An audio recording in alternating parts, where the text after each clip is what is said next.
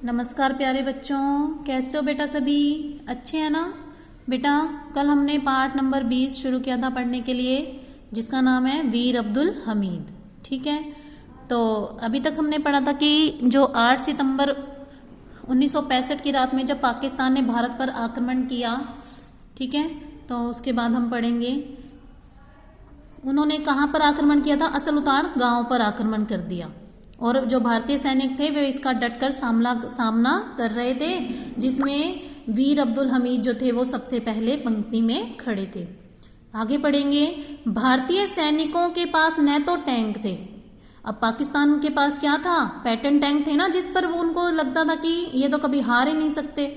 और लेकिन भारतीयों के पास कोई टैंक नहीं थे और न ही कोई बड़े हथियार थे, लेकिन उनके पास था भारत माता की रक्षा के लिए लड़ते हुए मर जाने का साहस।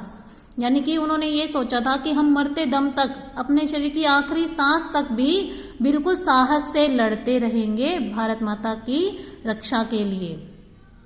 भारतीय सैनिक अपनी साधारण सी 303 राइफल और LMG के साथ पैटर्न टैंकों का सामना करने लगे। यानी कि उनके पास छोटी छोटी बंदूकें थी, तो जिससे वे इतने बड़े बड़े पैटर्न टैंकों का सामना करने लगे। हवलदार अब्दुल हमीद के पास गन माउंटेड जीप थी, यानी कि जिसमें बहुत सारी बंदूकें रखी गई थी, जो पैटर्न टैंकों के सामने मात्र खिलौना भर थी। इतने बड़े बड़े पैटर्न टैंकों के सामने वो तो एक छोटी सी खिलौना लग रही थी। वीर अब्दुल हमीद ने अपनी जीप में बैठकर गन से पैटर्न टैंकों के कमजोर अंगों पर, यानी कि जिसको अगर नष्ट कर दिया जाए तो वो पैटर्न टैंक खराब हो जाएंगे, उन अंगों पर एकदम सटीक यानी कि बिल्कुल ठीक निशाना लगाकर एक एक कर उनको ध्वस्त करना प्रारंभ कर दिया। अब उन्होंने क्या करा, क्या सोचा कि बहुत दिमाग लगाया और पैटर्न टैंक तो जिसको कोई हरा नहीं सकता, उसके कमजोर अंगों पर को उन्होंने निशाना बनाया।